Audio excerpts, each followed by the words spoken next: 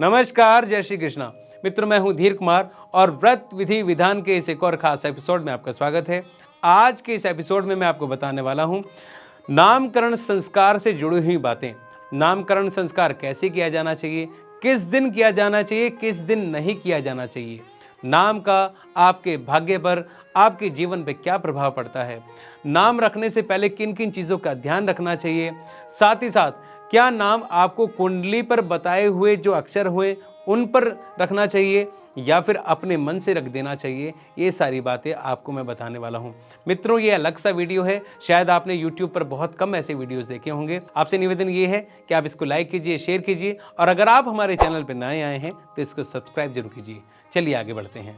मित्रों, हिंदू धर्म में 16 संस्कारों का वर्णन किया गया है। उसमें से नामकरण संस्कार एक महत्वपूर्ण संस्कार है जिससे व्यक्ति को उसकी पहचान मिलती है। अब ये नाम क्या होता है? नाम आपके देश, संस्कृति, संस्कार और परिवार के साथ साथ धर्म का परिचायक है, उसका परिचय देता है, उसको नाम कहा जाता है। अब आजकल जो विदेशी संस्कृति आ रही है उसमें क्या होता है, पंडित जी आते हैं, आप उनको बुलाते हैं, पंडित जी नक्षत्र आदि देखते हैं, उसके बाद बताते हैं कि फलानी राशि में फलाने नक्षत्र के अंदर ये बच्चा पैदा हुआ है तो इसका नाम है ऐसे, जैसे, गैसे, जो भी नाम वो बताते हैं वो आप नाम लिख लेते हैं। फिर आपको नेट पे देखना होता है कि कोई सा अलग सा नाम, बिल्कुल अलग सा नाम होगा, वो हम रखेंगे बच्चे का नाम। अब उस नाम रखने से उसका नुकसान क्या है ये मैं आपको बता देता हूँ। सबसे पहले लोग क्या करते हैं कि नेट पर देखते हैं कोई अलग सा नाम होना चाहिए, अलग सा नाम। इसमें क्या होता है कि लोग ऐसा नाम लिख देते हैं जो कि जबान पर चढ़ता ही नहीं है, उच्चारण करने में बहुत ही ज़्यादा मुश्किल होता है। तो ये सबसे पहली गलती है कि ऐसा नाम रखना जिसका उच्चारण सही नहीं हो रहा। हालांकि आपने नाम बहुत अच्छा रखा होगा परंतु उसका उच्चारण सही नहीं है, बहुत ही मुश्किल नाम है। अब इससे उस व्यक्ति के जीवन पे क्या प्रभाव पड़ेगा? वो पूरे जिंदगी जब लोग उसका नाम लेंगे अच्छी तरह से उच्चारण नहीं कर पाएंगे तो वो इरिटेट होना शुरू हो जाएगा, वो परेशान होना शुरू होगा। जब आप भी अपने आप को ऐसी परिस्थितियों में पाते हैं कि लोग आपका नाम जब अच्छी तरह से उच्चारित नहीं करते हैं तो उस समय आप उतनी परफॉर्मेंस अच्छी नहीं दे पाते जितनी आपको देनी चाहिए। जो आप देख रहे होंगे, कभी को परफॉर्मेंस देने जाना हो, स्टेज पर जाना हो और किसी को बुलाया और गलत नाम से उच्चारण कर दिया उसका, तो उस समय जो फोकस हिलता है उससे उसकी जो परफॉर्मेंस है उसमें फ़र्क पड़ता है। तो इसका ध्यान रखिए कि नाम सही तरह से उच्चारित होने वाला ही रखा जाना चाहिए। दूसरा नियम यह है कि जन्म के दिन हुई परिस्थितियों को आप बच्चों के नाम के साथ न जोड़ें। जैसे कि कई लोग कहते हैं कि फलाने दिन हमारे गांव में वो नेता आया था तो नेता के नाम पे नाम रख दिया, या फिर फलाने दिन ऐसा हुआ था तो इसलिए हमने ये नाम रख दिया, या फलाने दिन बरसात हो रही थी तो लड़के नाम बरखा रख दिया। तो ऐसे न रखें। इससे नुकसान क्या होता है कि मान लीजिए आपने किसी बहुत ही ज़्यादा फेमस आदमी, बहुत ही ज़्यादा प्रसिद्ध आदमी के नाम पे उस बच्चे का नाम रख दिया तो उससे उस व्यक्ति को टारगेट किए जाने की जो संभावना है वो बहुत ज़्यादा रहती है। तीसरा और महत्वपूर्ण नियम यह है कि आप निरर्थक नाम ना रखें। निरर्थक नाम का मतलब यह है जिन नामों का कोई अर्थ नहीं होता, आपकी संस्कृति से भी कोई अर्थ नहीं है, बस एक नाम है आपने रख दिया। मैं किसी व्यक्ति के घर पे गया था तो वहां पर एक लड़की आई हुई थी, मैंने पूछा बेटा आपका नाम क्या है? तो उसने कहा मेरा नाम है सोली। अब सोली, मैंने तुरंत पूछा, जैसे स्वभाव है कि मैंने ये सोली ये क्या नाम है?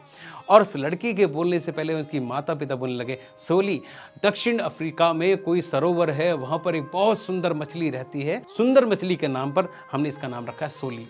अब आप इसकी कल्पना कीजिए कि पूरी जिंदगी वो लड़की इसी चीज़ को लेकर घूमती रहेगी। कोई भी पूछेगा, चाहे स्कूल जाएगी, कॉलेज जाएगी, काम करने जाएगी, शादी ब्याह होगा, कहीं भी जाएगी, आपका नाम क्या है? सोली। इसका मतलब क्या है? वो बताते रहे दक्षिण अफ्रीका में ये ऐसे। तो ये जो आप अत्याचार कर रहे हैं अपने बच्चों के साथ, ये आप मत कीजिए।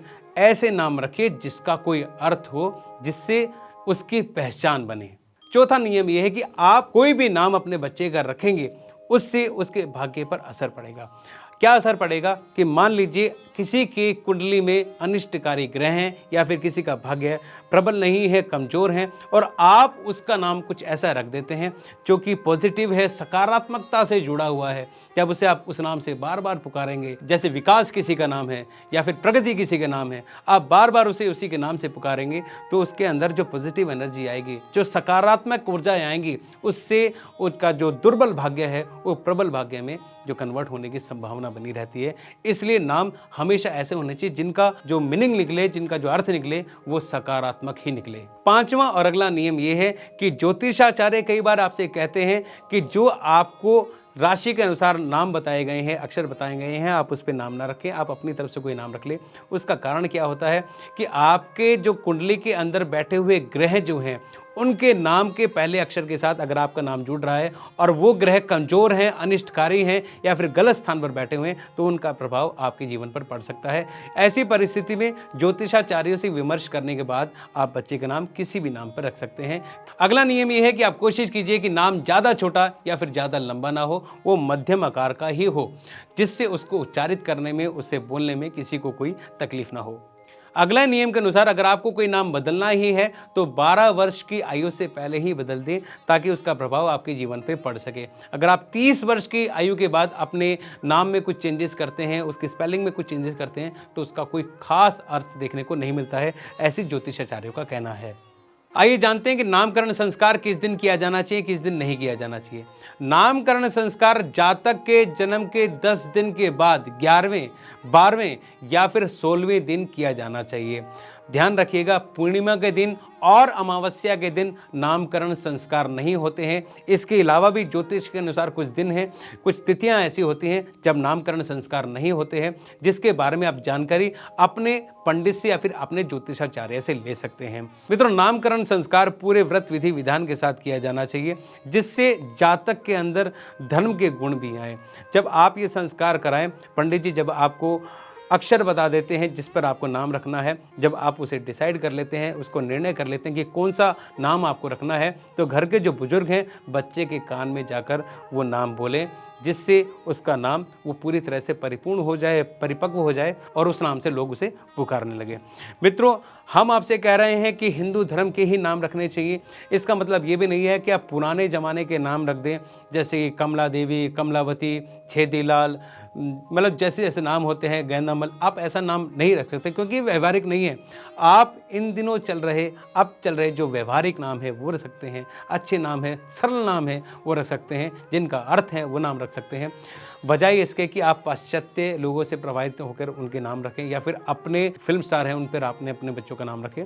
तो नामकरण संस्कार के मूलभूत नियम और जायज़ नियम मैंने आपको बता दिए हैं। आपको ये वीडियो कैसा लगा कृपया कमेंट करके बताइएगा। अगर आपको अच्छा लगा इसको लाइक कीजिए, शेयर कीजिए। अगर आप हमारे चैनल पर नए आए हैं तो इसको सब्सक्राइब जरूर कीजिए। मित्रों, इसी के साथ मैं धीर कुमार लेता हूँ आपसे अनुमति। जल्दी ही मिलूंगा एक नए वीडियो में, एक नए व्रत के साथ, एक नई विधि के साथ, एक नए विधान के साथ। जय श्री कृष्णा।